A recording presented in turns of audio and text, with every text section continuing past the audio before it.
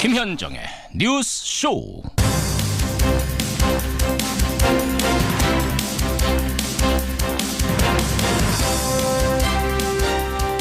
청와대가 고려시대, 조선시대 구분도 아닐진데 파면 팔수록 문건이 쏟아집니다. 시청자 여러분 안녕하십니까. 민정수석실의 300여 건은 시작에 불과했습니다. 어제는 정무수석실에서 1361건의 문건이 발견됐다고 청와대가 발표를 했습니다. 이 가운데에는 삼성 관련, 또 문학의 블랙리스트 관련, 언론 통제 관련 이런 불법 사항이 적힌 문건도 들어있다는 게 청와대의 설명입니다. 또 뭐가 얼마나 더 나올지 참 답답합니다. 다만 박근혜 대통령의 청와대가 왜 그렇게 압수수색을 필사적으로 막았는가, 이것만큼은 시원하게 알 것 같습니다. 김현정의 뉴스쇼 출발합니다.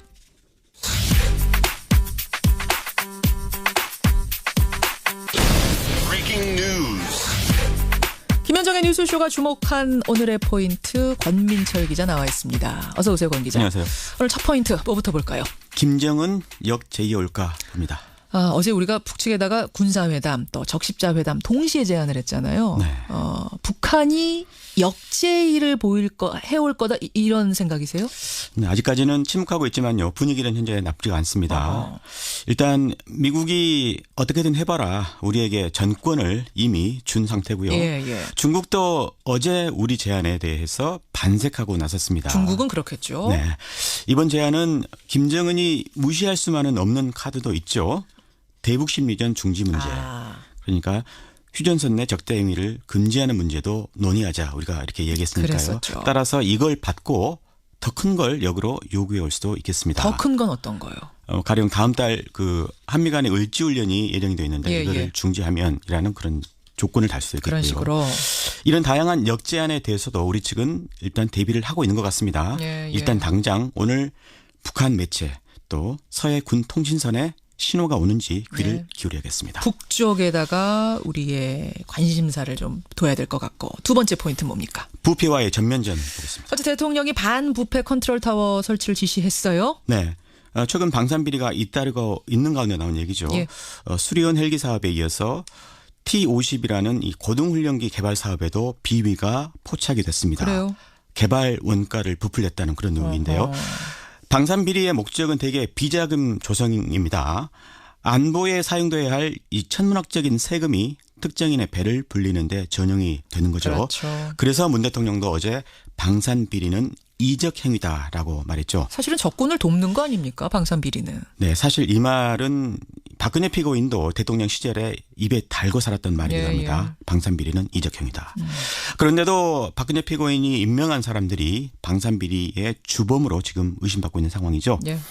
이번 문정부의 부패와의 전쟁, MB 시절의 사자방 사업, 그러니까 4대강 자원비리 방산사업, 이 사업까지도 조준할 기세입니다. 방산비리 문제는 잠시 후에 국방전문가 김종대 의원 연결을 좀 해보도록 하고, 일단 다음 포인트 가겠습니다. 추경 통과될까 합니다. 오늘이 7월 임시국회 마지막 본회의 열리는 날이에요. 네, 여당은 오늘 추가 경정 예산안 그리고 정부조직법 개정안을 처리한다는 계획입니다. 하지만 오늘 새벽까지도 야당과 협상을 했는데 타결 짓는 데는 실패했습니다. 예.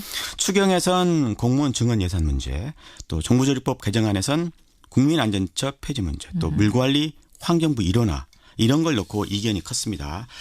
오늘 오전에 다시 협상이 열릴 것 같습니다. 일각에선 추경안 통과 가능성은 조심스럽게 제기가 되고 있습니다. 만약 통과가 안 되더라도 7월 중에 하루 본회의를 여는 원포인트 국회 합의도 가능해 보입니다. 짧게 날씨 좀 짚어주세요.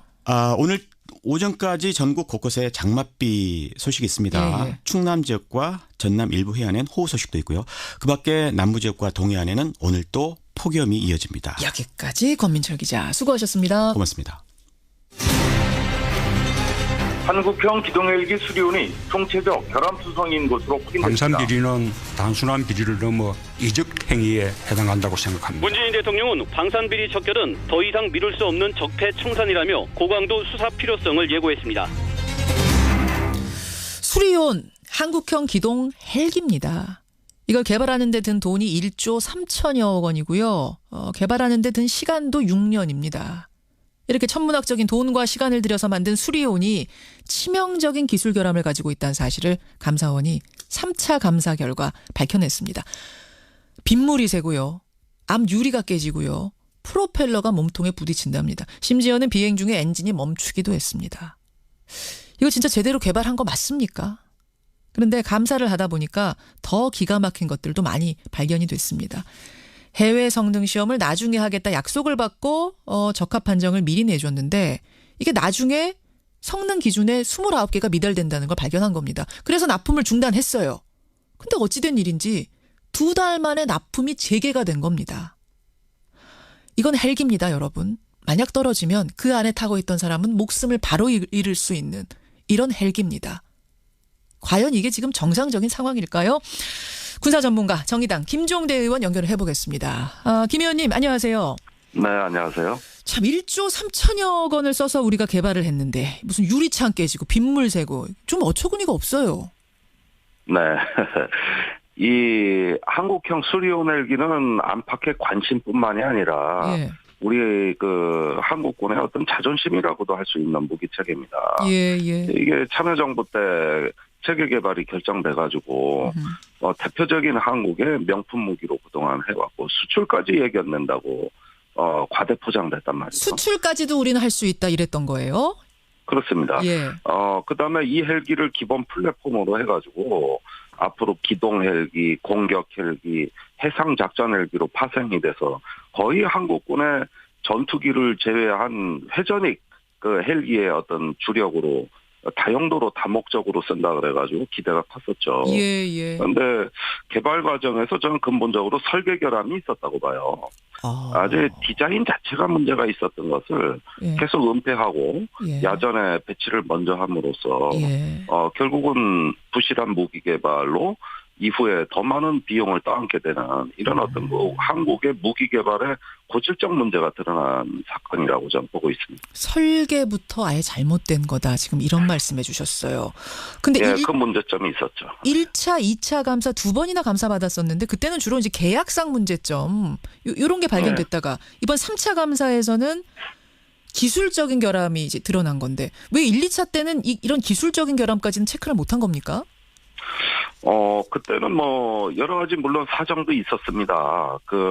이제 야전에 배치될 때 원래 결함을 완전히 제거하지 못합니다. 예. 많은 결함 중에서 운용 중에 그 개선이 가능한 결함들이 있거든요. 그런 것도 있겠죠, 물론. 예, 이럴 경우에는 우리나라가 시험 평가에 많은 기간과 비용을 투입하지 못하는 나라이기 때문에 예.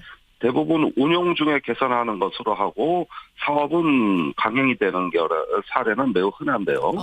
그런데 이 수리온 헬기에 관해서 특히 문제가 된 거는 이제 2016년 상황입니다. 2016년? 세 차례 비행기가 추락을 하고 예. 또 비상 착륙을 하고 예. 이때는 한번 총체적으로 근원적인 문제점이 없는지 짚어봤어야 되는데 2016년 12월에 추락을 하는 대형 사고로 겪고도 예. 불과 2달 만인 올해 2월이죠. 납품이 재개되는 그렇죠. 이 과정이 감사원 시각으로 봤을 땐 비정상적이다. 이건 뭔가 카이에 대한 특혜가 아니냐. 이런 시각으로 감사가 다시 진행이 됩니다. 그렇게 된 거군요. 1, 2차 때는 그러니까 사실은 뭐 운용하다가 결함이 조금씩 발견될 수도 있는 거니까 또 미세한 부분들 체크 미리 못했던 부분들이 있을 수 있는 거니까 그때는 일단 기술적인 부분은 좀 이렇게 제껴두고 갔던 건데 네. 3번이나 추락을 하고 나니까 이거는 뭐 미세한 운용상에서 드러날 수밖에 없는 그런 정도 결함 수준을 넘어선다라는 판단을 하고 다시 감사를 들어간 거군요. 예, 그렇습니다. 그런데 그 감사원 감사조차도 예. 오늘 이번에 발표된 게 상당히 뭐 문제가 중대한 건 사실입니다만은 예. 저는 감사 자체도 좀 문제가 있다고 봐요. 감사원의 감사도 감사받아야 돼요? 무슨 말씀이세요?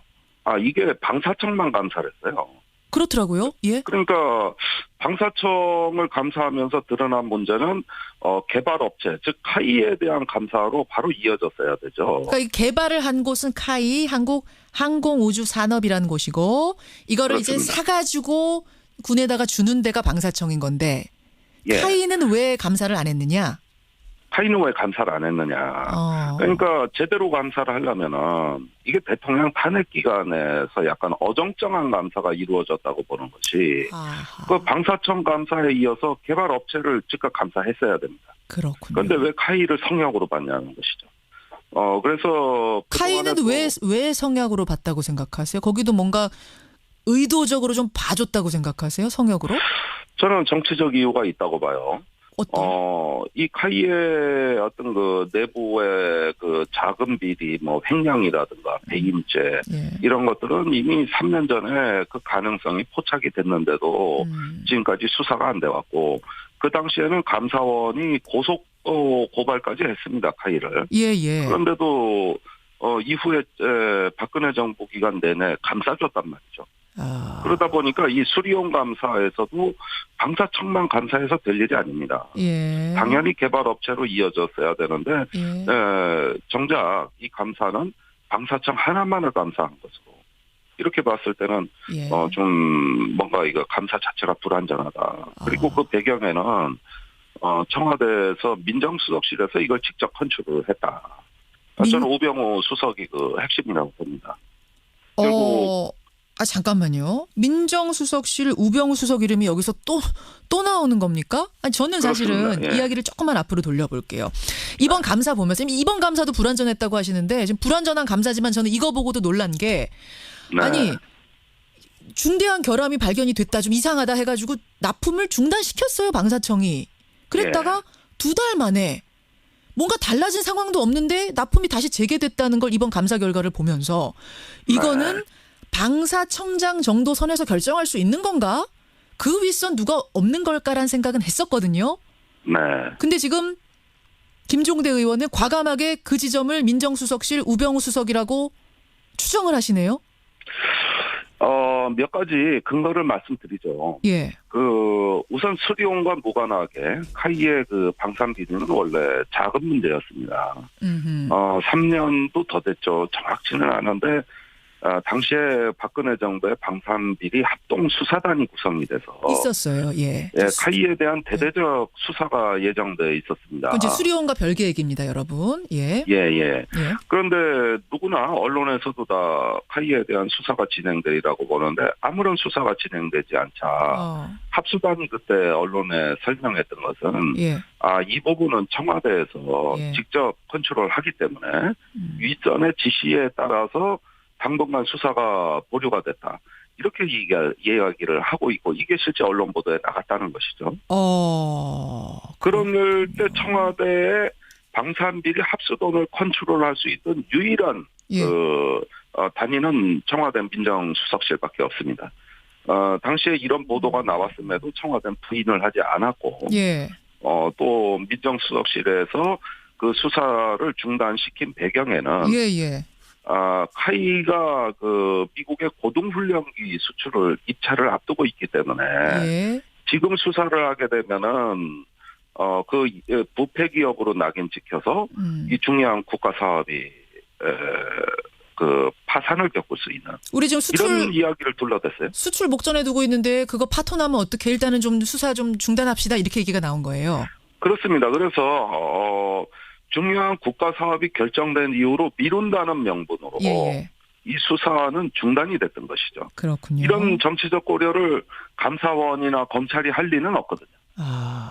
그거는 청와대였죠. 작가 결정한 사람은 민정수석실, 청와대 민정수석실. 그렇게 되면 자연스럽게 우병우 수석이었을 것이다. 근데 그때는 이제 수리온 결함 이런 것까지는 우리가 생각을 못 하고 있었어요. 이제 와서 들여다보니 그런데도 당시에 수리온의 문제점은 이미 드러나고 있었습니다. 그때도. 그러니까 이 수리온 자체가 지금 뭐 앞으로 얘기하겠지만 결빙 시스템이 문제다. 또 윈드실드라고 유리창이 문제고 깨지면 가능성이 높다 등등의 지금 문제점이 나온 거는 이미 이 사업이 초기부터 다 발견이 됐던 문제들이고 그렇군요. 그나마 이것이 올해 들어와 감사로 이어진 것도 사정당국의 관점에서 보면 매우 미흡한 조치일 뿐만 아니고 불완전한 감사거든요.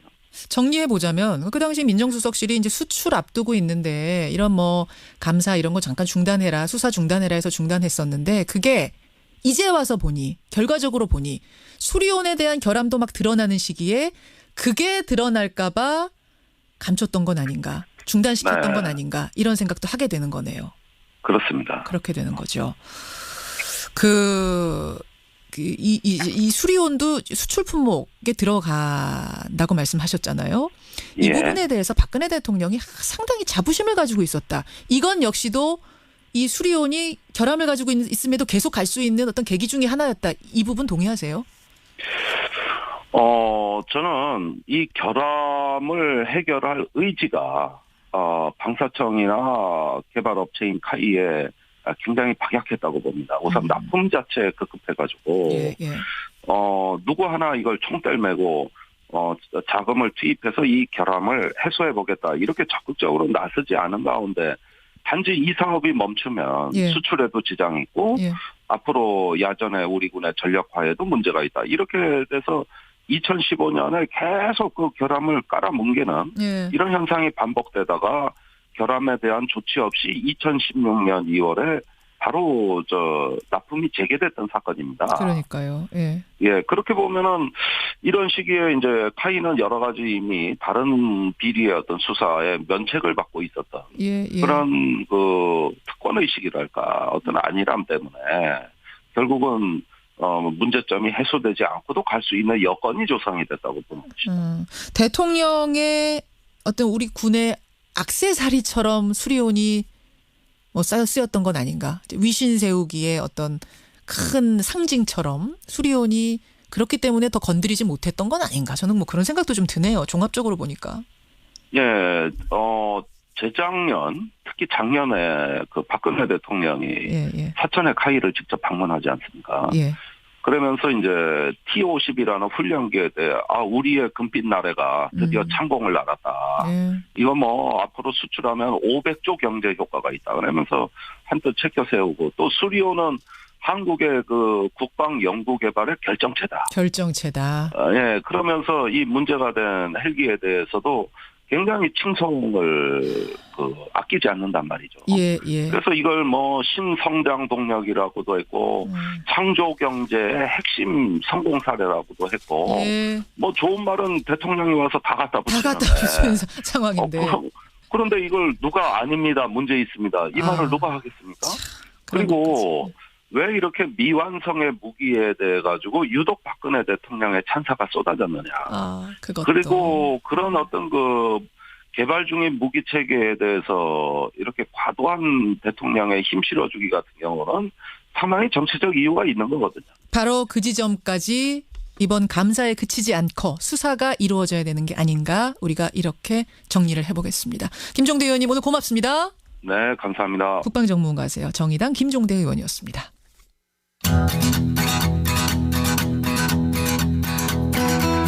김현정의 뉴스쇼는 청취자 여러분의 참여로 이루어집니다. 트위터, 페이스북, 레인보우 게시판, 그리고 단문 50원, 장문 100원의 유료 문자 샵 1212, 우물정 1212 통해 참여하실 수 있습니다. 김현정의 뉴스쇼, 여러분과 함께 만듭니다.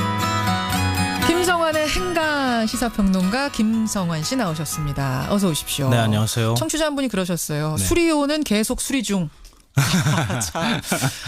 들으면서도 참 기가 막힌 말이기도 하고. 네, 맞습니다. 씁쓸해지는 말인데 오늘 행간에서 뭘 좀 들여다볼까요? 요즘 보수신문이 많이 화가 난 모양입니다. 이 탈원전 정책 최저임금 7,530원 결정에 대해서 이 상당히 불편한 제목을 막 쏟아내고 있는데요. 그런가 하면 진보 성향 신문은 두 정책에 대해서 적극적인 지지, 환영 입장을 취하고 있습니다. 이 탈원전 최저임금, 진보 보수 신문 대충들 이 뉴스의 행간을 좀 살펴볼까 합니다. 그러게요. 그러니까 국정농단 사건 쭉 거치면서는 사실은 진보니 보수니 똑같았어요. 네, 맞아요. 비슷하게 갔는데 탈원전 최저임금 이 두 가지 이슈가 떠오르면서 쫙 색깔이 갈리더군요. 네. 요 며칠 사이에 신문 보신 분들 아마 조금 놀라신 분들도 있을 것 같아요. 최저임금 인상에 대한 신문평가가 극과 극으로 갈립니다. 어떤 식이었어요? 제목만 말씀드려도 논조가 확연하게 아마 느껴지실 것 같은데요. 먼저 경향 한겨레 신문은 제목부터 말씀드리면 최저임금 7,530원 가난한 사람들의 희망. 최저임금 인상 1,060원의 숨통. 1,060원이 올랐으니까.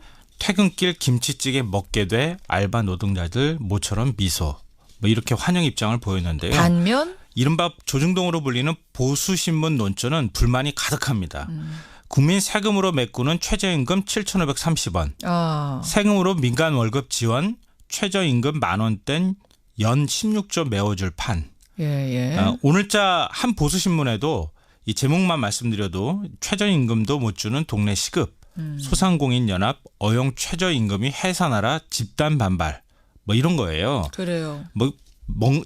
정반대의 어떤 논조가 느껴지시죠? 예. 이 탈원전 정책에 대한 기사 제목도 마찬가지인데요. 진보 성향 신문은 논조는 굳이 설명 안 드려도 될 것 같고 보수 신문은 탈원전 신재생이라는 장밋빛 함정, 원전 중단 법적 근거 뭐냐, 시공사 반발, 600조 원전 시장 스스로 거듭차는 한국, 이런 등등의 기사 제목을 쏟아내고 있습니다. 탈원전이라는 이슈, 그리고 최저임금 인상이라는 이슈, 이 두 이슈 앞에서 쫙 깔린 신문의 논조. 이 뉴스의 행간 이면 들여다보죠. 첫 번째 행간은 잠시 덮여 있었을 뿐이다입니다. 뭐가요? 1, 2년 전, 좀 더 길게 보면 박근혜 정부 들어서서 한번 생각을 해보죠. 우리나라 언론이 홍해 갈라지듯이 두 개로 쫙 갈렸었습니다. 예를 들면 세월호 문제, 네, 국정 댓글 사건, 예, 그렇죠. 국정교과서, 맞아요. 이런 것들. 사사건건 보수진보 언론이 서로 부딪혔거든요. 그때 대립은 정말 대단했죠. 네. 근데 작년 11월 무렵 국정농단 전국에 들어서면서부터 논조가 하나로 모아졌습니다. 예. 보수 언론이, 그러니까 모든 언론이 국정농단에 대해서 일제히 비판하기 시작했거든요. 그렇죠. 그래서 박근혜 대통령의 업적이 진보 보수 국론 통일을 이뤄낸 거다. 이런 말까지 우스갯소리까지 나왔거든요. 제일 큰 업적이 그거다라. 국론 통일 얘기 나왔었어요. 그러니까 문재인 정부 들어서도 한동안 보수 언론이 좀 조심스러운 보도 태도를 보였습니다. 예. 그런데 문재인 대통령이 탈원전 선언하면서부터 태도가 돌변하기 시작했습니다. 그러니까 국정농단 보도에 가려졌던 보수 진보 갈등이 수면 위로 막 드러나기 시작했던 건데요. 예. 그게 이제 최저임금 인상 때 팍 폭발했다고 볼 수 있습니다. 그런 의미에서 잠시 국정농단 때 잠시 덮여 있었을 뿐이다 이 말씀이시거든요. 그래요. 두 번째 행간. 근데 사실은 이제 이런 생각도 들어요. 최저임금 인상폭이 사상 최대 아닙니까? 네, 그렇죠. 16.4% 인상. 너무 크다 보니까 비판적 기사 나오는 거는 어떻게 보면은 일리 있는 거 아니냐. 이건 어떻게 생각하세요? 물론 그렇게 볼 수 있습니다. 이게 자영업자하고 중소기업의 부담이 커지는 건 사실이니까요. 근데 이걸 어떻게 선순환으로 만들 것인가. 이게 지금 우리가 고민해야 될 지점 아니겠습니까? 자영업자가 힘들다고 계속 그럼 최저임금도 안 되는 거. 최저임금 인상하지 말고 그대로 그냥 월급 주고 살라고 하는 것도 말이 안 되잖아요. 예. 그러니까 무턱대고 비난만 하거나 너무 감정적이고 선동적으로 보도를 하면 안 된다는 건데요. 그게 아니라 이제 어떤 중장기적 로드맵을 만들 수 있는 쪽으로 대안을 제시하는 사실은 기사가 제일 좋은 기사인데. 네, 맞습니다. 그런데 예를 들어서 최저임금 인상에 대한 보수신문 기사 제목만 말씀드리면 편의점 치킨업주 차라리 내가 다른 가게 알바 뛰는 게 낫지. 알바 월급 167만 원, 사장은 186만 원. 가게 적겠다는 업주들. 심지어 맞벌이 부부하고 가사도우미를 비교를 하는 기사 제목도 있어요. 어떤 식으로요? 맞벌이 40대 내 월급 그대로인데 가사도우미 돈 올려줄 판. 가사도우미 쓰는 맞벌이가 돈을 조금 버는 사람 같이 이렇게 표현했는데 이것도 좀 말이 안 되는데요. 아니 이게 그러니까 사실일지라고 하더라도 좀 선동적이고 감정이 다분히 섞인 제목인 건 사실이네요. 그러니까 이런 식으로 보도하는 게 과연 무슨 도움이 되는가 이런 얘기를 안 할 수가 없는데요. 잘 생각해 보십시오. 최저임금 10,000원은 문재인 대통령만의 공약이 아니라 모든 대선 후보가 똑같이 했던 공약입니다. 예, 진보 보수 다 했어요. 네. 근데 만약에 이게 나라가 큰일 날 것처럼 큰 문제였다면 3개월 전에 대선 그 운동이 한창 이루어졌을 때 그때 했었어야죠. 그때 쥐죽은도 조용히 있다가 지금 와서 나라가 어떻게 될 것처럼 보도하는 건 좀 문제가 있다는 거죠. 그 말씀이시군요. 또 행간은 뭡니까? 마지막 세 번째 행간은 앞으로 사사건건 부딪힐 것이다입니다. 이제 시작이라고 보세요? 예, 보수혁신 갈등 이제 시작입니다. 북한과 대화, 사드, 청와대 캐비넷 문건 공개, 적폐청산 사사건건 아마 보수 언론과 진보 언론이 부딪힐 겁니다. 6, 7개월 전쯤인가요? 국정농단 사태가 한창일 때 보수 언론들이 앞다퉈 모든 논조에서 박 대통령을 비판했을 때 제가 행간에서 뭐라고 했습니까? 뭐라 하셨죠? 사람은 쉽게 바뀌지 않습니다. 그대로 그 모습이 다시 되돌아서 드러나는 것 같습니다. 여기까지 오늘의 행간 김성환 씨 수고하셨습니다. 네, 고맙습니다.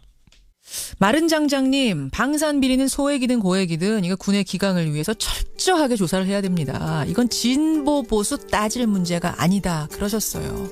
그래서 박근혜 전 대통령도 이번에 문재인 대통령도 이적행위다 이야기를 하고 있는 건데 도대체 왜 이렇게 해결이 안 되는 걸까요? 여러분의 의견 받으면서 2부로 가죠.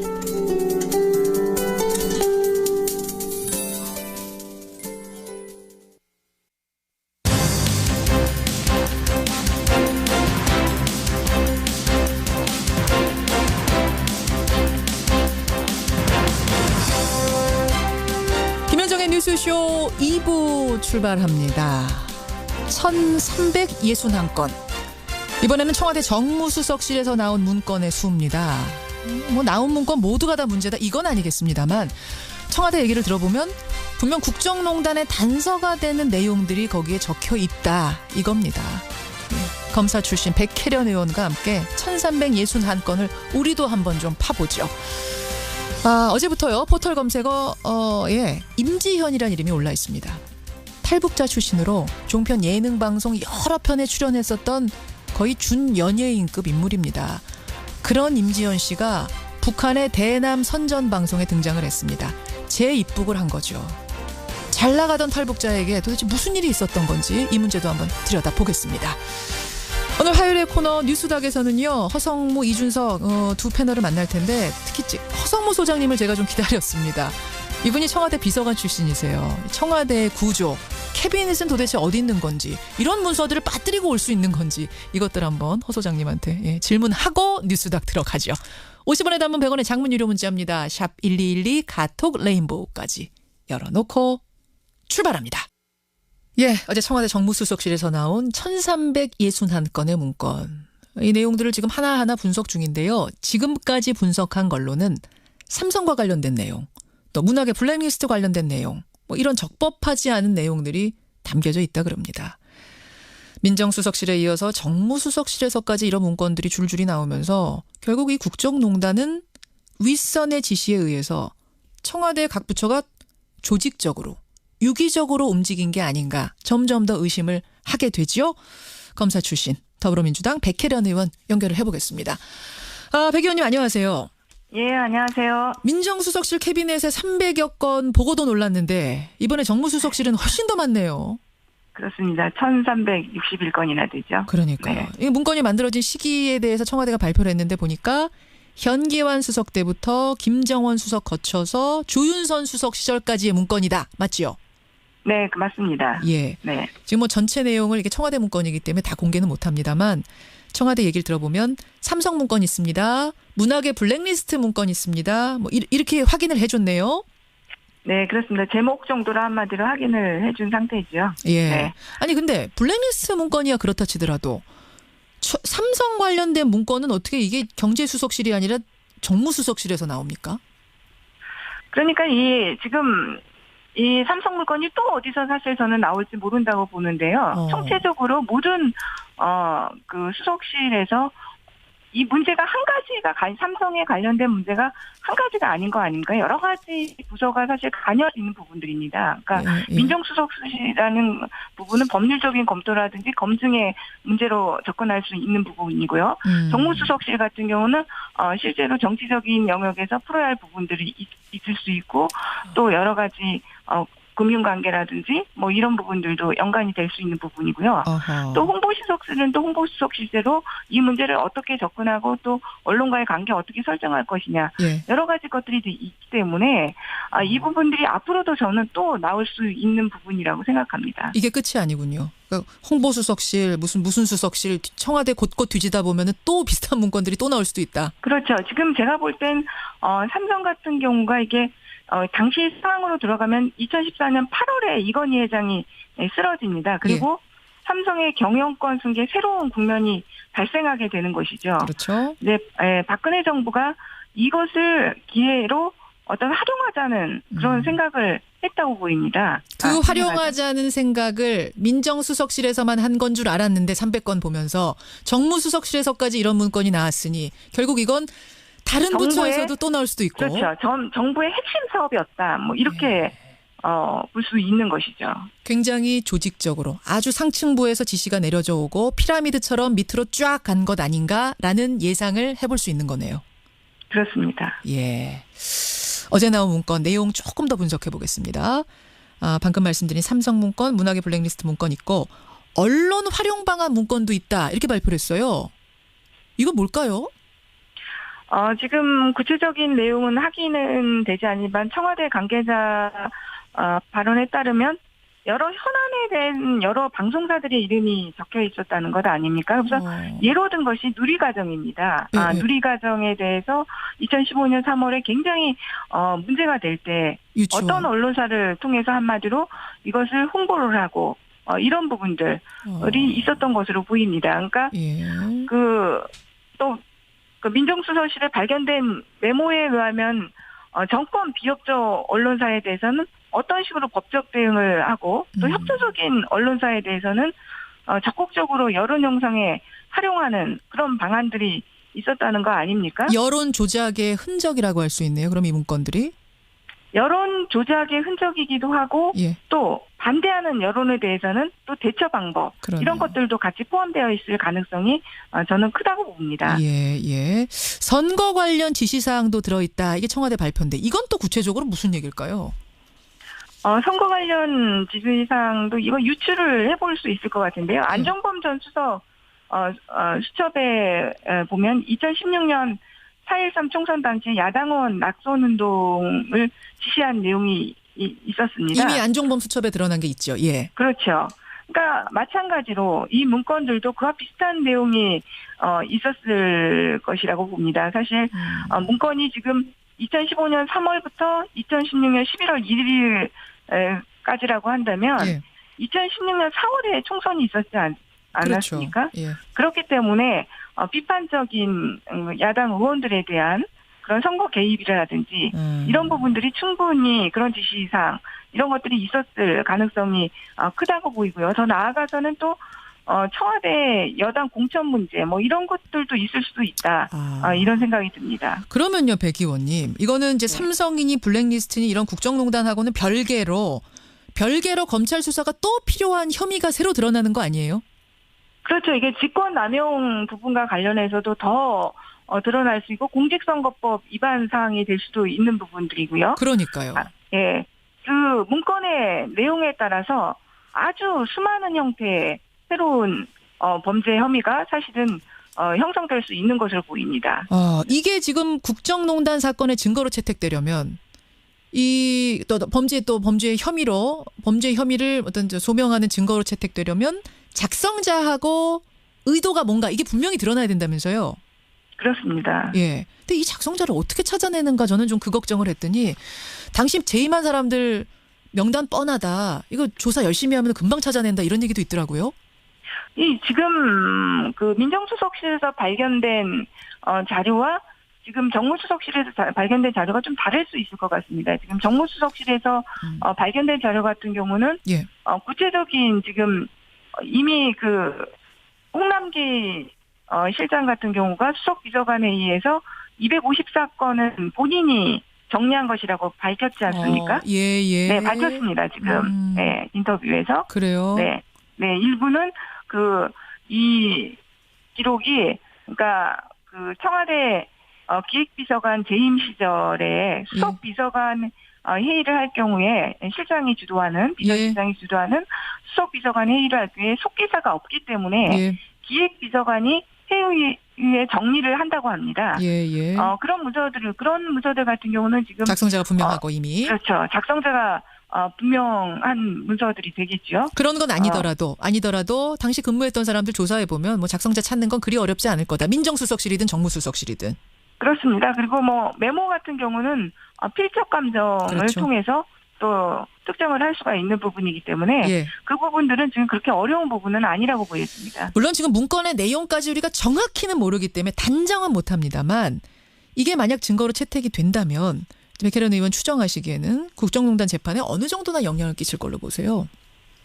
굉장한 영향을 미칠 수 있는 증거 기록이라고 볼 수 있겠죠. 안종범 전 수석 같은 업무 수첩 같은 경우는 박 전 당대표한테 직접 지시받은 내용을 기재한 것이긴 하지만 아주 공식적인 문서로 볼 수는 좀 어려운 부분 아닙니까? 개인 수첩이니까. 근데 이번 문건 같은 경우는 수석 비서관 회의 문건이고 정무수석실의 공식 문건으로 지금 보입니다. 예. 그렇기 때문에 청와대 내부의 여러 조직이 범죄를 사전에 기획했다는 합리적인 의심이 가능하고 이것을 입증할 수 있는 그런 증거가 될 수 있기 때문에 예. 굉장히 이 국정농단 사건과 관련해서 많은 의미를 줄 수 있는 문건들로 보입니다. 안종범 수석의 수첩, 사실 우리 구수첩도 굉장히 귀한 증거라고 했었는데 그것을 훨씬 뛰어넘는 가치가 있는 증거들이 지금 나온 거다 이 말씀. 네, 그렇게 볼 수가 있는 것이죠. 근데 지금 청취자 6948님도 질문 주셨습니다만, 아니 근데 이렇게 많은 문건들이 어떻게 여태 그렇게 남아 있을 수가 있느냐? 박근혜 정부가 흔적 하나도 안 남기고 가려고 엄청나게 공들였다는 거 우리가 다 알고 있고, 또 압수수색 안 받으려고 얼마나 저항했는지 우리 국민이 다 알고 있는데 그 와중에 이렇게 놓고 갔다는 게 이해가 안 간다. 어떻게 생각하세요? 그렇습니다. 저도 이 문제에 대해서 제가 사실 올 3월 초에도 박근혜 정부가 청와대가 국정농단 사건이 불거진 작년 9월부터 올해 초까지 문서 파쇄기 26대를 구매했다고 파쇄기 공개한 문서 파쇄기 공개한 바가 있습니다. 그 정도로 박근혜 정부에서 광범위한 증거 한마디로 인멸 행위가 일어난 것으로 보입니다. 그러니까요. 그럼에도 불구하고 이런 자료들이 나타난 것은 저는 박근혜 정부가 총체적으로 엉망이었다는 것을 반증하는 것이라고 봅니다. 한마디로 어떻게 보면 공직기강이라는 부분에 있어서도 저는 말단 이게 지금 정무수석실에서 특히 그 행정요원의 캐비넷에서 나왔다는 부분에 저는 주목해야 된다고 봅니다. 누구 요원이요?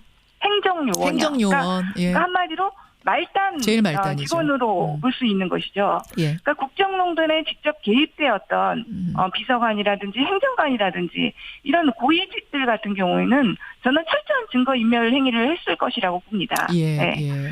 그렇지만 이런 말단 행정요원들 같은 경우는 그런 부분들에서 본인들이 직접 관여한 행위가 아니기 때문에 시키는 대로 했을 테니까.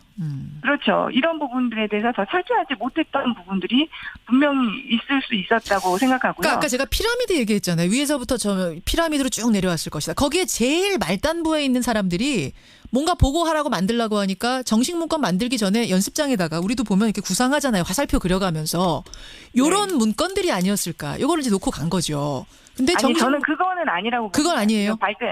이거 지금 아까도 말씀드렸지만 수석 비서관 회의 문건 이런 것들이 나왔다는 거 아닙니까? 그 문건에는 그 자리에는 이런 행정요원들이 참석할 수는 없습니다. 제가 볼 때는 그런 문건들이 작성이 되고 사본을 복사하는 과정, 서로 돌려보는 과정, 다른 부서에 전달하는 과정, 이런 과정들 속에서 행정요원 손에 들어가고 그렇죠. 이런 문건들도 정확하게 사본이 몇 부가 복사되고 어느 부서는 어디로 가야 되고 이런 것들이 정확히 체크가 돼야 되는데 박근혜 정부는 저는 그런 부분들이 전혀 제대로 관리가 되지 않았다고 봅니다. 작성자는 윗사람인데 그걸 이제 나르고 복사하고 이렇게 하는 사이에 행정요원들이 그냥 창고에 뒀던 거. 요런 게 놓고 가신 거, 흘려진 거 아닌가. 이쪽으로 보세요. 크다고 지금 보여집니다. 실제로는. 여기까지 일단 우리 파악하고 또 문건 나오면 또 한번 다뤄보겠습니다. 백 의원님 고맙습니다.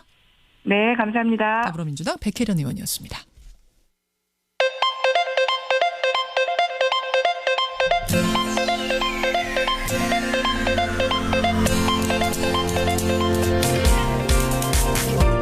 여러분은 지금 CBS 라디오 김현정의 뉴스쇼를 함께하고 계십니다.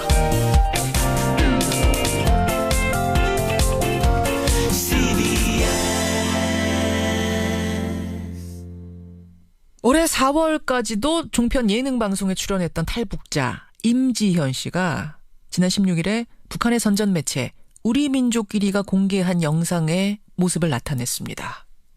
본명인 전혜성으로 등장을 해서 한국에서 돈을 벌기 위해 술집 등을 떠돌았다.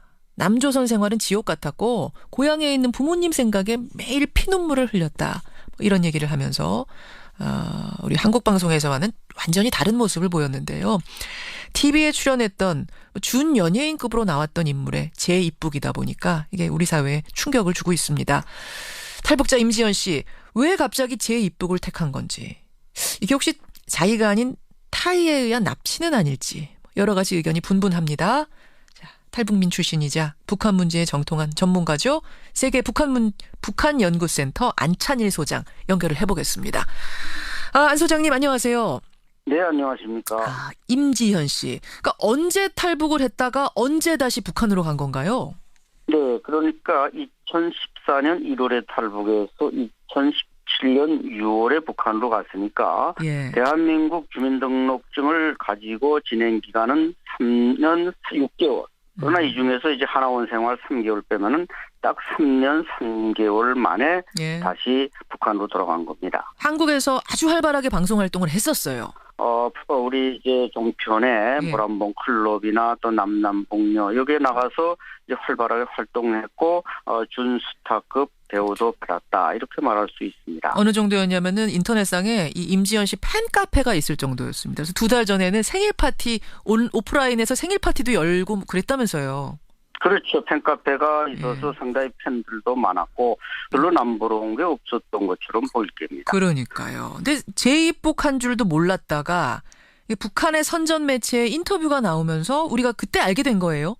그렇습니다. 갑자기 이제 북한이 대남 대외 채널이긴 합니다만 이 채널에 이제 등장을 해서 주변 사람들을 깜짝 놀라게 했습니다. 자, 그러면 북한의 선전 매체에 나온 임지연 씨 인터뷰 일부를 우리가 잠깐만 들어보겠습니다. 저는 2014년 1월 남조선으로 갔다가 2017년 6월 조국의 품으로 다시 안긴 전혜성입니다. 남조선에 가면은 잘 먹고 돈도 많이 벌 수 있다는 환상과 상상을 가지고 남조선으로 가게 되었습니다. 남조선 사회에서의 하루하루가 지옥 같았습니다. 특히 예, 잠깐 들으셨죠? 남조선 생활은 돈도 많이 벌 수 있을 것 같다는 건 환상이었다. 술집을 전전했지만 떠돌 수밖에 없는 상황이었고. 안 소장님.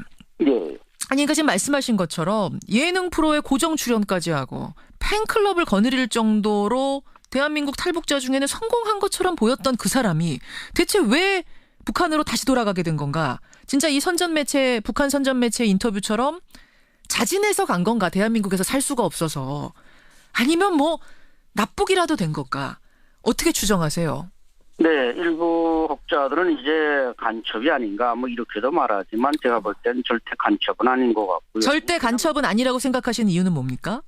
간첩이었다면 적어도 대한민국에 와서 3년 만에 소환될 리는 없다. 저는 그렇게 생각을 합니다. 하긴 간첩이었다면 지금 제대로 정착한 거니까 쭉 있지 소환돼서 갈 리가 없네요.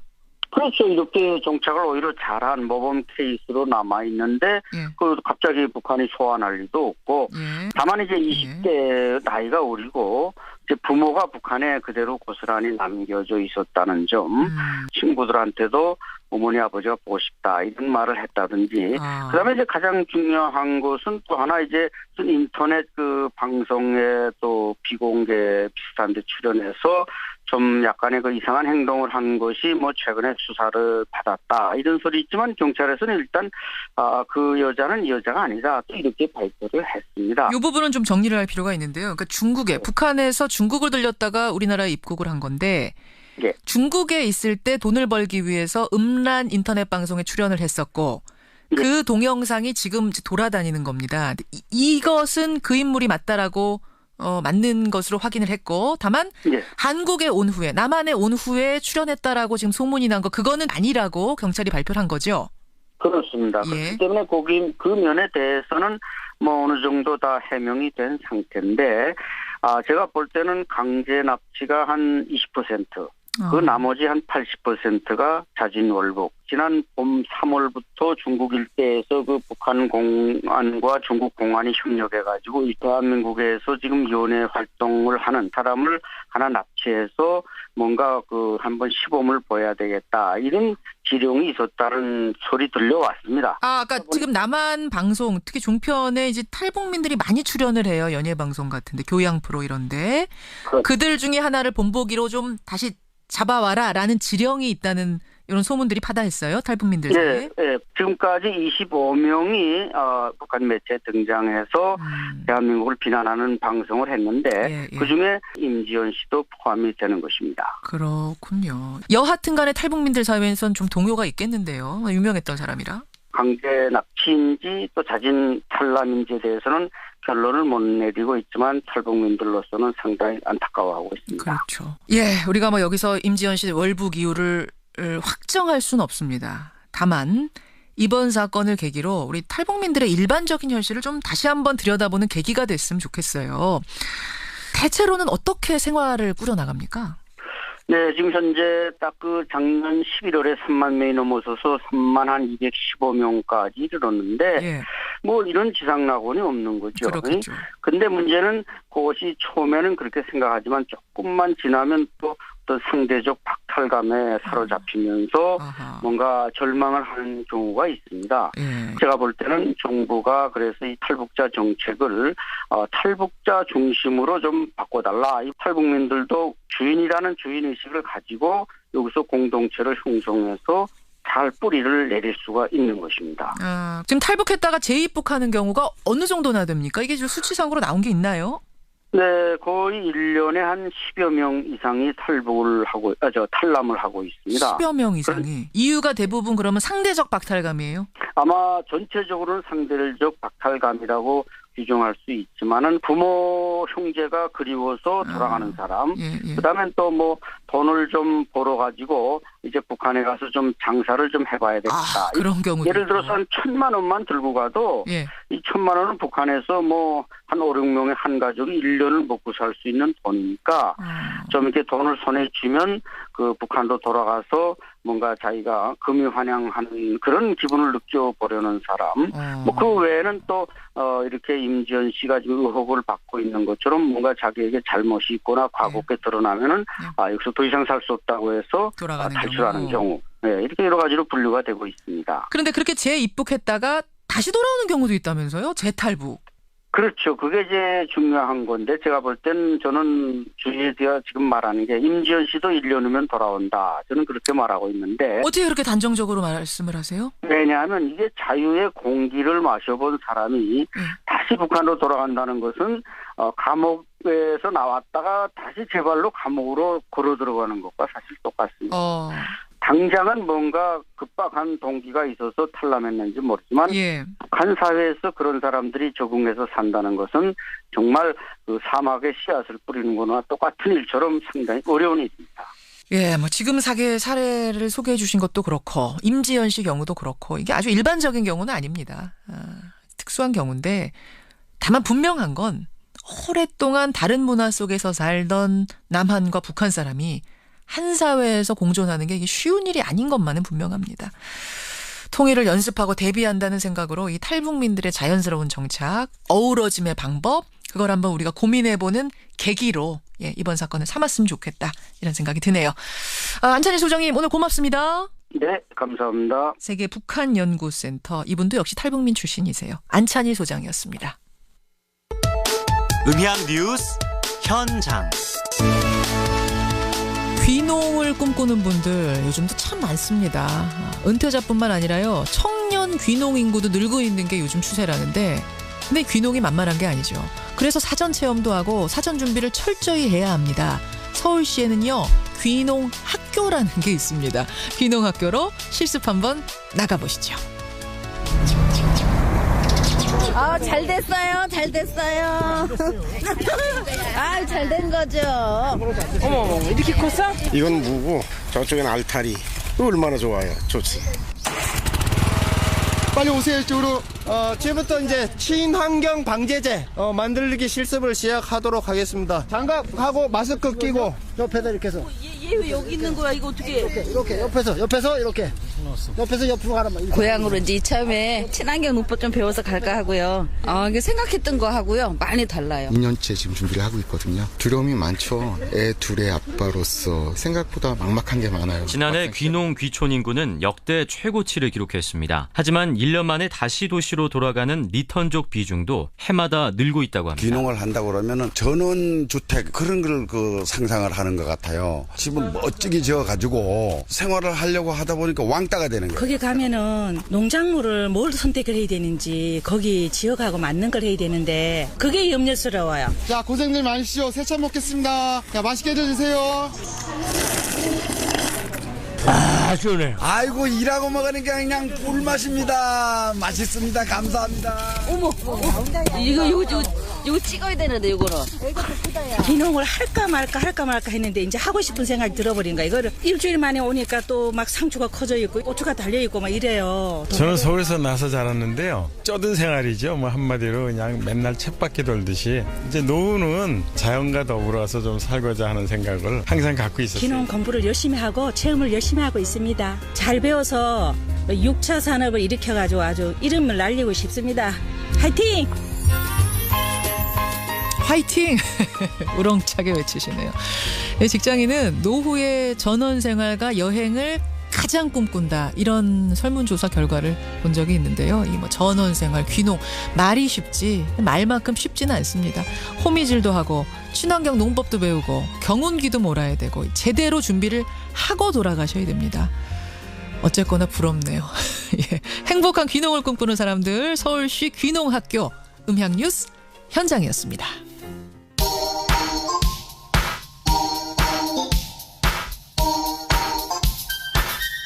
김현정의 뉴스쇼 CBS 라디오와 함께하고 계십니다. 저는 퇴근길 시사잡기 정관용입니다. 미국엔 나스닥, 우리나라엔 코스닥이 있다면 뉴스쇼에는 뉴스닥이 있습니다. 화요일의 코너 뉴스쇼 증권시장 뉴스닥. 오늘도 세미래 정책연구소 허성무 소장님 어서 오세요. 네, 안녕하세요. 바른정당 이준석 노원병 당협위원장 어서 오십시오. 네, 안녕하십니까. 이준석 위원장은 뭐 나이가 젊으시니까 도시에 쭉 사셨으니까 농사 안 져보셨을 그렇죠. 테고. 그렇죠. 예. 허성무 소장님은 좀 져보셨어요? 예, 저는 뭐 어릴 때 시골에서 살았기 때문에 농사를 많이 지었고 대학 다닐 때까지도 주말에 가면 농사를 많이 지었죠. 지금도 다시 호미질을 하라 그러면 잘하실 수 있겠어요? 뭐 아주 잘하지 못하지만 옛날에 하던 그 가락이 있기 때문에 하죠. 귀농학교 얘기 들으면서 많은 분들이 부럽다 이런 문자 지금 주고 계시는데 허 소장님 하여튼 나오시길 제가 좀 기다렸던 이유가 네네. 청와대 비서관 출신이시잖아요. 예. 언제 근무하셨죠? 청와대? 저는 뭐 노무현 정부 중후반기에 근무를 했습니다. 그렇죠.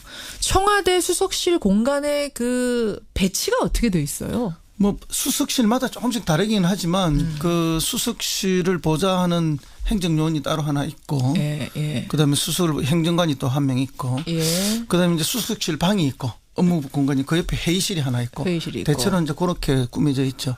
지금 도대체 이 문건들이 네네. 무슨 이거 고분해서 유물 발굴되듯이 네. 하루 만에 막 1000건이 나오고 300건이 나오고 어떻게 이렇게 쏟아질 수가 있는 건가? 그 공간이 상상이 전 잘 안 돼서요. 이제 뭐 이렇게 행정관들 공간들이 따로 있는데 행정관들은 뭐 그냥 자기 책상 하나에 이렇게 주어져 있는 공간이 있고 자기 사무랑 같은 일종의 캐비넷이 있었는데 참여정부 때는 그 위에다가 이제 이렇게 두게 했어요. 책상 위에. 책상 위에다가. 예, 그렇게 했는데 이제 그렇게 하니까 각 행정관들이 이렇게 고립된 모습으로 있게 되고 이러니까 이명박 정부 때 그렇게 하지 말고 다 트고 파티션도 낮게 해서 얼굴이 보이게 하라.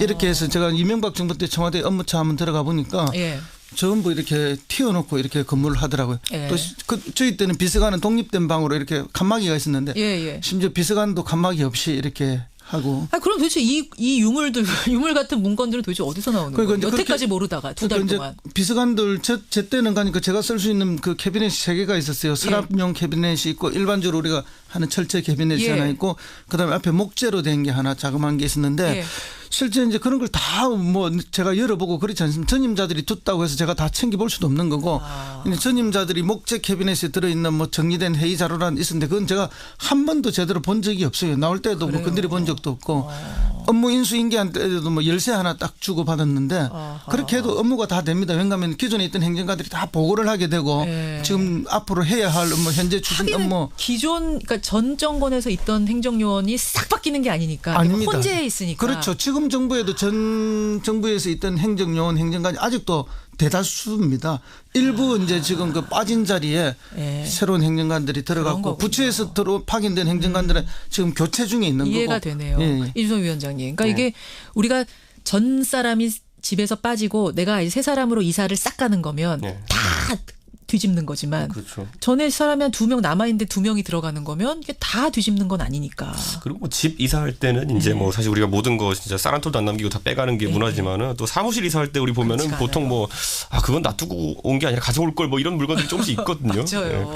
그런 맥락에서 이해할 수 있을 것 같습니다. 싹 바뀌는 게 아니니까 사람이 거기가 핵심적이네요. 그러니까 남아있는 게 있을 수 있는 거네요. 예, 그래서 맨 처음에 우리가 이제 민정수석이 임명됐을 때 뭐 인사검증이 제대로 안 된다고 했지만 근데 수석 하나만 들어간 거고 나머지는 원래 있던 사람 그대로 있거나 맞아요. 또 빈자리에는 빈자리가 그대로 남아있는 그런 상황이었죠. 그러네요. 지금 뭐 청취자 김현근님을 위해서 많은 임 외에 많은 분들이 어떻게 그렇게 막 쏟아져 나올 수 있느냐라고 하셨는데 지금 좀 의문이 풀리셨을 것 같아요. 자, 아무쪼록 이 문건들이 국정농단 진실을 밝히는 어떤 단초가 되기를 일조하기를 바라면서 우리 오늘의 뉴스닥 상한가 하한가 들어가 보겠습니다. 먼저 오늘은 좀 밝고 긍정적으로 상한가부터 가볼까요? 이준석 위원장 상한가 누구 골라오셨어요? 저는 김상조 위원장 골랐습니다. 김상조 공정거래위원장. 화성무 소장님? 예, 저는 그 우원식 더불어민주당 원내대표를 골랐습니다. 우원식 원내대표. 먼저 이준석 위원장님. 예. 김상조 공정거래위원장 골라오셨어요? 이게 사실 관심 받는 자리가 그렇게 아니거든요. 공정거래위원장이. 그렇죠. 가끔가다 재벌 이슈 터지면은 거기에 대해서 입장 물어보고 기자들이 그러는 자리인데 이번 정부 들어서 김상조 공정거래위원장 같은 경우에는 사실상 경제민주화적인 요소의 정책들을 주도하는 모양새가 지금 되고 있어요. 맞아요. 오히려 이게 뭐 경제부총리 이런 레벨에서 나오는 것이 아니라 오히려 공정거래위원장이 여러 가지 이슈를 선도하는 느낌인데 이러다 보니까 뭐 사실 이런 하나의 그 국민적인 인기라는 것이 서서히 높아져가는 것이 약간 보이고 그렇더라고요. 그러다 보니까 또 정치권은 또 이러면 또 이제 놓치지 않죠. 내년에 지방선거 있다 보니까 혹시 지방선거용이 아니냐 또 이렇게 말은 호사가 그런 돼도. 얘기가 나와요? 그러니까 이게 왜 그러냐면요. 그러니까 아주 논리는 간단해요. 그런 말 하시는 분의 논리는. 김상조 위원장이 초등학교까지인가 중학교까지인가를 구미에서 나왔어요. 구미에서. 그런데 지금 뭐 현 정권에서 이 경상북도에서 물론 정치 오래 하시고 열심히 하신 분들은 있겠지만은 이 정도로 인기가 높아져 본 경상북도 출신의 인물이 있었냐 이번 정권에서 뭐 그런 지점에서 그러면 차출해야 되는 거 아니냐? 뭐 따지고 보면 대구만 하더라도 뭐 예를 들어 김부겸 의원이라든지 아니면 뭐 홍일학 의원이라든지 현역 의원을 배출하고 그랬기 때문에 뭐 그분들이 항상 대표 정치인으로 언급됐지만은 김상조 위원장은 지금까지 교수만 하다가 이번에 공정거래위원장 된 지 2달 채 안 됐는데 한 달 이제 살짝 넘었는데 이 상황에서 상당히 인지도가 높아지고 있고 인기가 좋아지고 있다는 것이 지금 관건입니다. 근데 그 점은 제가 전혀 동의할 수가 없는데요. 그런 논리가 나오는 것 자체는 이제 김상조 위원장을 빨리 정부에서 쫓아내고 싶은 사람들의 음모가 들어있다 저는 그렇게 보고. 음모론입니까? 그런 면이 하나가 있고 그다음에 사실 뭐 태계 이항 선생이 경북지사로 나온다고 해서 지금 더불어민주당 후보로 나오면 되겠습니까? 대구에서 경북에서 그럴 만큼 지금 아직까지 강고하게 지역주의가 마지막으로 남아 있는 곳인데 이제 그런 이야기를 자꾸 하는 것 자체는 구미하면은 지금 박정희 우표 만드는 추진했던 그곳이잖아요. 뭐 저는 뭐 우표 추진하는 게 뭐 반드시 나쁘다 그런 이야기는 아닙니다. 왜냐하면 그렇게 하고 싶은 사람들도 있고 그게 우리가 받아줄 수도 있는데 그러면 대신에 나중에 김대중 대통령 100주년 때도 그분들이 역으로 받아줘야 되는 거예요. 그런데 그분들은 받아주지 않으면서 이건 하겠다 이렇게 되면은 그거는 이제 지나치게 이제 한쪽으로 편향되기 때문에 좀 문제라 생각하고요. 어쨌든 이제 김상조 위원장을 상한가로 하신 거는 뭐 전적으로 동의하는데 이제 그렇기 때문에 뭐 경북지사로 나가야 된다 이런 논리가 시중에 나오는 거는 이분을 빨리 쫓아내고 싶은 사람들이 만드는 음모다. 저는 그리 봅니다. 이준석 위원장도 그렇게 생각하세요? 저는 근데 이제 긍정적으로 보자면요. 아마 그 실제 대구 경북 지역에서 오랫동안 민주당 지지하셨고 지금까지 한 30년 동안 이겨본 선거가 없는 거잖아요. 그렇죠. 그쪽 지역의 당원들이나 이런 분들 입장에서는 꼭 김상조 위원장을 특정하지 않더라도 이번엔 지방선거 해볼 만하다 하고 이런 어떤 거물급 인사의 출마를 바라는 여론도 분명히 있을 겁니다. 그리고 지금 민주당의 어쨌든 지지도가 전례 없이 지금 이제 대구 경북 지역에 높기 때문에 아마 이번이 기회다 이렇게 보는 분들이 있을 거기 때문에 뭐 물론 아까 허성무 소장님 말씀하신 대로 이렇게 되면 이제 정부에서 빠져야 되는 거기 때문에 그걸 또 싫어하는 분들이 꽤 있겠지만은 그래도 이 말은 계속 불지피기 성격으로 나올 것 같습니다. 근데 그렇게 빼면 안 되는 거잖아요. 이거는 뭐 전혀 아니고요. 지금 뭐 그 이분 아니라도 경북지사 나갈 분은 얼마든지 찾아서 내보낼 수 있는 건데. 근데 지금은 이렇지만 나중에 이제 급해지면 지방선거 앞두고는요 총력전 하자는 얘기 나오고 예전에도 박근혜 정부 때도 그래서 보면 2014년 지방선거에 지금 보면 당선된 광역단체장 중에 상당수를 국회의원을 차출해서 냈거든요. 그 뭐냐면 남경필, 원희룡 뭐 다 이렇게 차출했거든요. 김기현 그렇게 해야지 이제 이길 수 있다는 절박함이 생기면은 실제로 그렇게 합니다 또. 자, 요건 두고 보겠습니다. 내년 선거 어떻게 되는지 한번 두고 보고 여하튼 공정거래위원장 김상조 위원장 상당히 인기 많다는 거 상한가라는 것만은 두 분 다 동의하시는 거죠. 그렇죠. 허성무 소장님 상한가. 아까 누구 주신다 그러셨죠? 우원식 원내대표. 우원식 민주당 원내대표. 진짜 상한가 줄만 해요. 그렇습니다. 지금 5당 체제, 다시 말해서 뭐 여소 야대 아닙니까? 예. 집권당이 더불어민주당이 아주 이제 적은 뭐 1당이긴 하지만 적은 당이 되어버렸는데 혼자서 할 수 있는 일이 아무것도 없습니다. 맞아요. 예. 그래서 다른 야당의 끊임없는 도움, 협조를 요청해야만 되는데 예. 그 일이 결코 쉬운 일이 아니죠. 심지어 그냥도 쉽지 않았었는데 국민의당 사태 벌어지면서는 꽉 막혔었잖아요. 그렇죠. 진짜. 바로 그런 겁니다. 그래서 이제 본인도 중간에 눈물까지 한 번씩 흘리면서 뭐 일을 했는데 이분이 사실은 이제 뭐 그 이전에 뭐 야당으로 있을 때 을지로위원회 위원장을 했어요. 그래서 세상의 모든 을들의 눈물을 닦아주겠다. 예, 이래서 뭐 그렇네요. 갑과의 전면전에 맨 앞에 서서 많이 싸웠죠. 예. 그 엄청난 그 고통과 뭐 이런 게 따르는 일이지만 그걸 잘 추진해냈는데 여당 원내대표로서 잘할까 이런 걱정을 했는데 아주 잘했다 저는 생각합니다. 청와대에도 할 말은 다 하고 예. 또 전략상으로 요구할 건 명백하게 요구하면서 청와대에 가서 하루만 더 기회 주십시오. 지금 저 임명하면 안 됩니다. 기다려주세요. 스탑 해놓고. 예, 그렇죠. 예, 그리고 이제 뭐 풀고. 또 설득하고 또 그 어떤 대안을 만들어서 예. 다시 청와대를 설득하고 그러니까. 이렇게 해서 조정해내는 역할을 했기 때문에 예. 여당 원내대표로서의 뭐 충분한 자질을 보여준 것이 아닌가. 그러다 보니까 이제 과거 야당 때는 문제 제기자의 역할을 많이 했는데 예. 여당이 됨으로써 문제 해결자의 능력을 제대로 보여주고 있는 사람이다. 그래서 저는 상한가를 드리고 그런 면에서는 우리 추미애 대표님하고 약간 대비되는 그런 면도 있었다. 예. 자, 이야기가 자연스럽게 하한가로 넘어갑니다. 제가 아까 하한가 두 분 써오신 거를 좀 보니까 하한가 이름에 추미애 대표 골라오신 분이 누구세요? 저죠. 이준석 위원장. 그러니까 지금 추미애 대표를 하한가까지 줄 정도라고 생각하세요? 지금요, 그러니까 추미애 대표를 거꾸로 상한가라 생각하시는 청취자분들도 많을 거예요. 네, 그런데 예. 그거는 그렇게 말씀하실 분들은 거의 다 이제 더불어민주당의 강성 지지자들이 위주로 이제 그렇게 되어 있는 걸 텐데 이게 뭐냐면요, 당 대표가 그러니까 대통령이 뭔가 추진하는 데 있어가지고 당 대표가 특별히 뭐 이런 대통령 협조해달라고 한 사안이 아닌 거에 대해 가지고 너무 치고 나가면은 그건 청와대와의 관계가 오히려 틀어지는 계기가 됩니다. 지금 국민의당에 대해서 강성 발언했던 거 그 부분 지적하시는 거예요. 그렇죠. 뭐 이제 당원들 입장에서야 우리가 하고 싶은 말 대신해줬다라고 생각할 수도 있겠지만은 이게 선을 넘기면은 뭐 이게 사실 시원하다는 게 우리 목욕탕에 들어가가지고 뜨거운 데 들어가가지고 시원하다 이러는 게 사실 피부 감각으로 따지면 통각이거든요. 아픈 감각이거든요, 이게. 예. 굉장히 아픈 통각으로 시원하다고 그냥 치환해서 이제 하는 건데 다른 사람들은 굉장히 이걸 지금 아프게 생각하는 분들이 있습니다. 그렇기 때문에 이게 과연 여당의 이제 확장성에 있어가지고 장애 요소가 될 가능성이 농후하기 때문에 이건 좀 위험합니다, 이게. 그런 의미에서. 그리고 지난번에 그 얘기하셨어요, 두 분이. 그러니까 추미애 대표의 이 발언을 청와대와 어떤 교감이 있었던 것이냐, 머리 자르기 발언 이런 게 있었을 것이냐 아니냐 두 분 다 교감 없었을 거다. 네, 그렇게 말했죠. 두 분이 다 말씀하셨는데 저는 뭐 지금도 그 이야기가 맞다고 생각하고요.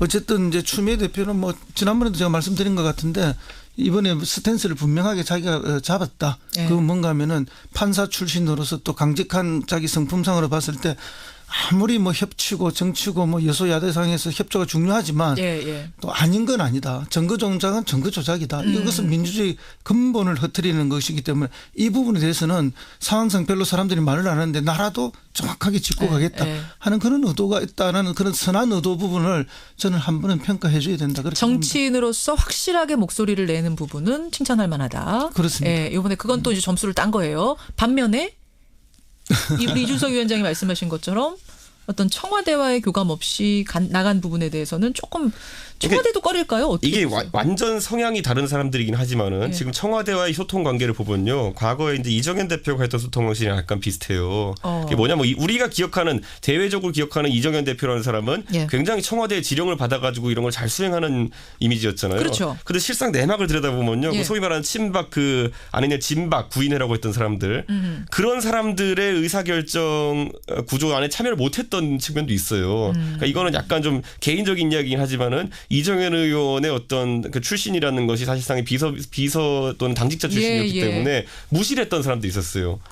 그렇기 때문에 이정현 대표는 그 의사결정 구조에서 항상 빠져있을 수밖에 없었고 그렇군요. 대중이 인식하기엔 굉장히 대통령이 뜻을 잘 대변하는 것처럼 보이지만은 실제로 의사결정 구조에 참여하지 못하는 그 상황이다 보니까 이정현 대표는 그냥 열심히 할 수밖에 없는 모든 일 열심히 할 수밖에 없는 상황이 됐던 것이고 그게 물론 잘못된 방향일 수 있겠지만은 그게 이정현 대표의 포지션이었거든요. 지금 추미애 대표도 물론 당대표에 선출된 확대되고 대중 인식하기에는 청와대와 깊은 교감하고 있는 것처럼 보이지만은 실제로 청와대에서 어떤 지시사항들이 내려가거나 아니 협조를 요청하는 그런 사항들이 내려가는 상황은 아니라고 지금 정치권을 보고 있기 때문에 이 상황이 지속되면 추미애 대표는 입장에서는 열심히 할 수밖에 없죠. 뭐든지 지지자들이 원하는 방향으로.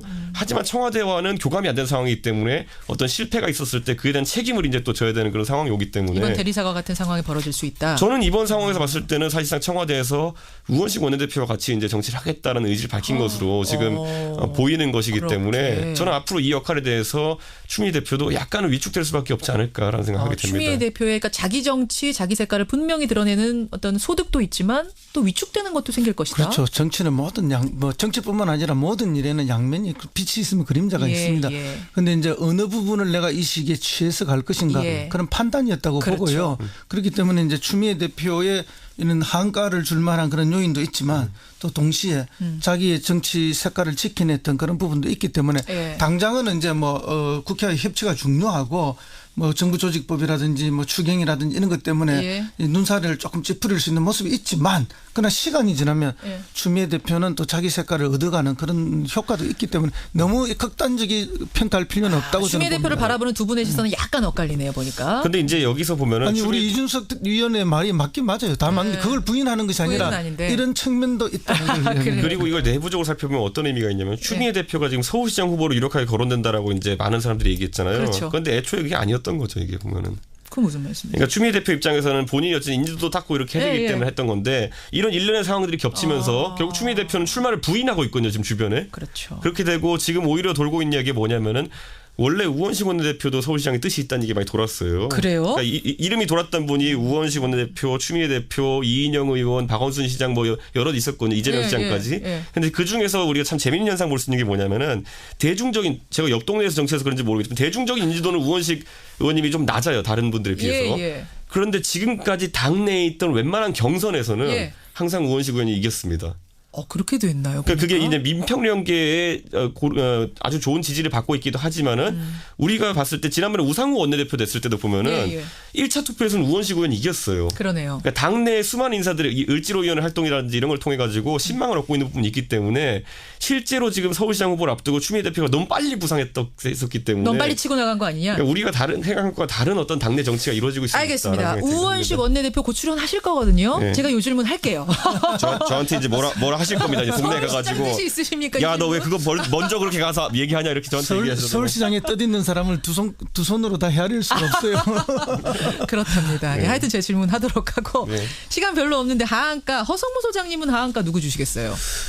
저는 상한가를 드린 적도 있지만 오늘은 또 하한가를 홍준표 또 자유한국당 대표님께 드릴 또 하한가입니까 홍준표 대표? 왜요 이번엔? 이 홍준표 대표 이미 허 소장님이 예정되려면 상장 폐지됐어야 될 것 같은데 이게 보니까 이게 지금 연말에 한번 하한가 누가 최고로 많이 했는지 이분이 대선 후보로 나올 거다 그리고 대선 후보가 될 거다 또 당 대표가 될 거다 모든 이야기를 제가 미리 다 말씀을 드렸는데 그대로 되어 오고 계시죠. 맞아요. 그런데 이제 이분이 이번에 이제 대통령이 초청하는 그 순방 외교에 관한 설명 오찬에 지금 안 오겠다는 거 아닙니까? 그러니까 지금 5당 대표를 초대했는데 그렇죠. 이분은 나 안 가겠다. 공식 거절했습니다. 근데 그 명분이 6년 전에 FTA 통과될 때 내한테 반대했는데 그 사과 안 해서 내가 못 간다. 이게 말이 되느냐? 그러니까 뭐냐면 이거예요, 여러분. FTA 우리가 협상했을 때 우리한테 매국노라고 했던 민주당 그들이 지금 봐라. 트럼프가 재협상한다고 한 거 보면 우리가 그때 잘했단 얘기 아니냐. 내가 대통령 만나게 되면 그 얘기를 자연스럽게 해야 될 텐데 얼굴 붉히고 싶지 않아서 난 안 가겠다. 그게 말씀이 안 되는 게 그 전에 참여정부에서 협상안을 서로 이제 인정하는 거 만들었잖아요. 완료됐잖아요. 그걸 이제 비준하기 직전에 다시 한 번 더 개정한 건데 참여정부 때 만드는 것보다 조금 더 불리한 방식으로 그때 개정을 해서 비준됐던 거기 때문에 그것 때문에 반대했던 사람도 있고 아니면 FTA 자체를 반대했던 사람도 있고 다양한 반대가 있는 건데 이런 식의 논리를 대해서 이야기를 한다면 100년 전 이야기를 하면서 밥 먹지 말자는 거하고 똑같은 이야기 아니에요. 그러니까 이 정치인의 태도가 아니라는 거죠. 그럼 왜 이 양반은 이렇게 하느냐. 자기가 주도하지 않는 부분에서는 나는 안 한다는 이야기예요. 자기 중심 아니 대통령 중심에 모이면 내가 왜 가느냐 이런 태도거든요. 그 행간엔 그게 깔려 있는 저는 건가요? 그렇게 봅니다. 그러면 자기가 중심이 되지 않으면 그 자리가 어떤 자리든 판을 깨버리고 거부해버리는 이런 예. 방식은 자기는 있는 정치지만은 예. 국민은 없는 정치이기 때문에 물론 이게 이제 개인적 성격이나 특성도 반영되어 있겠죠. 예, 예. 그래서 이런 정치는 옳지 않다. 그런 의미에서 제가 행간을 특히 말씀이 예. 뭐 예를 들면 뭐 황새가 노는데 뱁새 노는데 안 간다는 등 그런 말을 했어요. 과거에도 또 이런 비슷한 말을 안 했습니까? 뭐 개가 짖어도 기차는 달린다. 그럼 본인은 기차고 개는 국민이라는 이야기 아닙니까? 그러니까 이런 태도는 결국은 정치인이 국민을 위해서 하는 정치인데 국민은 없고 자기만 있는 정치가 아닌가 해서 예. 제가 오늘 한번 또 지적하지 않을 또 수 한 번 없습니다. 지적. 이준석 위원장 짧게 30초 코멘트 마지막으로 듣겠습니다. 홍준표 대표는요. 자기 정치를 이제 하고 있는 것 같은데 이게 지금까지 굉장히 효과적이긴 합니다. 어쨌든 이 영수회담을 앞두고 본인만 부각되고 있잖아요. 지금 그러니까요. 지금 영수회담 앞두고 홍준표 대표 이름만 제목으로 계속 나와요. 그런데 그 사이에 지금 당은 지금 어디로 갈지 모르고 있습니다. 제가 이거 한 가지만 말았는데요. 혁신위원장 저도 해봤거든요. 예.